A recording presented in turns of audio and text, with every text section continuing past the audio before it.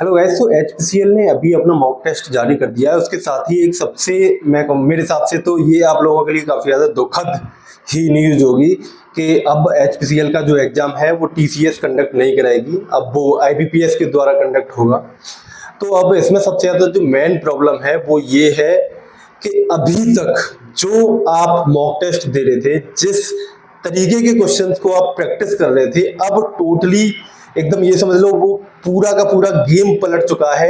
क्योंकि टीसीएस और आईबीपीएस में बहुत अंतर है, दोनों के क्वेश्चंस में, दोनों के क्वेश्चंस की वैरायटी में, उनकी टाइप में। ठीक है, तो अभी फिलहाल ये वाली वीडियो थोड़ी इन्फॉर्मेशन टाइप वीडियो है। बाकी मैं इस वीडियो में एक और चीज़ बताऊंगा जो कि आपके रिस्पॉन्स के ऊपर फिर मैं डिसाइड करूंगा।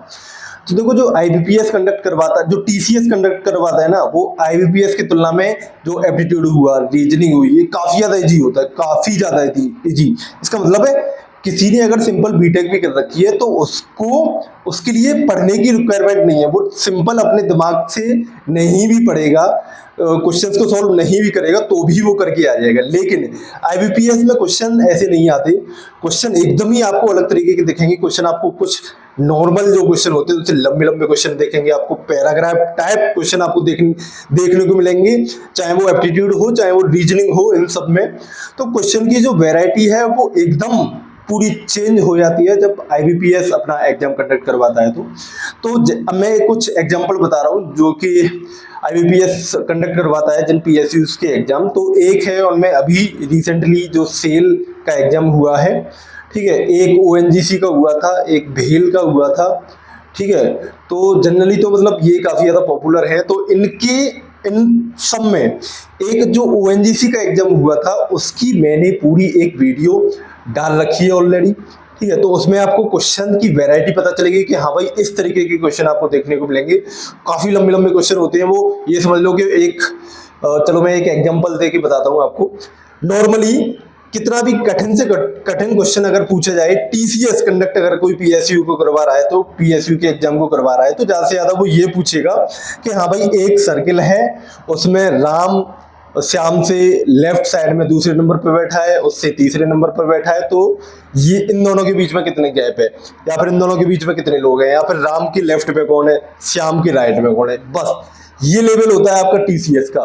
वहीं पर अगर आईबीपीएस की मैं क्वेश्चन की बात करूं तो इसी क्वेश्चन को, सेम क्वेश्चन को वो कह देगा कि राम जो कि इस वाली कंपनी में काम करता है वो सीमा के राइट में बैठा है, मीरा जो कि एक टीचर है वो इसके दूसरे नंबर पर बैठी है। मतलब कि डबल कॉम्प्लिकेट वो कर देते हैं क्वेश्चन को आईबीपीएस में। लेकिन खास बात ये है, अब सीधी सीधी बात है, जब क्वेश्चन थोड़ा सा डिफिकल्ट हो जाता है तो वहीं पर जो कट ऑफ है या फिर जो मार्क्स है वो रिलेटिवली कम लोगों के आते हैं। ठीक है, जो टीसीएस का पेपर होता है उसमें मान के चलो कोई ना कोई मतलब कई सारे स्टूडेंट पूरे में से पूरे भी ला सकते हैं रीजनिंग एप्टीट्यूड में, लेकिन इसमें जनरली ऐसा नहीं देखा जाता है क्योंकि टाइम लिमिट जो होती है उसमें उन क्वेश्चंस को कर पाना मुश्किल होता है। अगर टाइम इनफाइनाइट हो, मतलब कि आराम से 1-2 दिन आपको दे दिए हैं कि हाँ भाई सॉल्व करके आओ ना, तो इजीली कर लोगे आप। लेकिन उस टाइम लिमिट में इतने बड़े सवाल को पढ़ना, पूरा डायग्राम बनाना, एकदम एक एक चीज को एग्जैक्ट मार्क करना, ठीक है, तो ये सब काफी ज्यादा मेन प्रॉब्लम होती है आईबीपीएस में।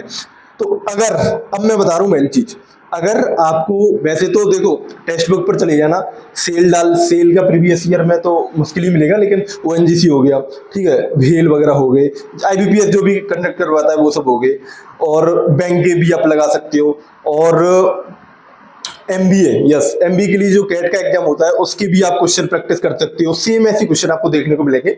तो ये आप टेक्स्ट बुक वगैरह के ऐप से और क्वेश्चन जाके सॉल्व कर सकते हो। लेकिन फिर भी एक और अच्छे खासे लेवल की अगर आपको कुछ चाहिए कि हाँ भाई एक वीडियो हो जिसमें कि हमें आइडिया लग जाए कि हाँ भाई इस तरीके के क्वेश्चन आएंगे अभी एचपीसीएल के एग्जाम में, तो आप बता देना, मैं पूरी वीडियो एक ऐसी तैयार कर दूंगा। बहुत ही कम टाइम में आप जल्दी जल्दी चीज़ों को कवर कर पाओगे, थोड़ा एक पूरा आइडिया ले लोगे कि हाँ भाई इस तरीके के क्वेश्चन, इस तरीके की क्वेश्चन वेराइटी आपको देखने को मिलेगी पेपर में। ठीक है, बाकी जो टेक्निकल है उसमें ज़्यादा चेंज नहीं होता, वो तो लगभग उतना ही रहता है। नॉन टेक वाला पोर्सन है वो दिमाग खाने वाला होता है, एकदम एकदम मतलब फ्रस्ट्रेट हो जाता है दिमाग, क्योंकि मान के चलो एक क्वेश्चन से अटैच क्वेश्चन होते हैं उसमें कई, एक क्वेश्चन दे रखा है पैराग्राफ में पूरा, उससे 3-4 क्वेश्चन अटैच होते हैं। तो अगर आप पैराग्राफ में जो भी डेटा दे रखा है वो एक्सट्रैक्ट करके अगर क्वेश्चन नहीं, जो भी आप सॉल्यूशन फ्रेम नहीं कर पाए, तो कोई भी क्वेश्चन आप नहीं कर पाओगे तीनों चारों में से, और गलत भी हो सकते हैं। तो सबसे मेन प्रॉब्लम इसमें ये है। बाकी अभी मैं जो बता रहा हूँ वीडियो ऐसी कोई आपको चाहिए तो वो कमेंट में बताना। इस वाली वीडियो में इतना ही।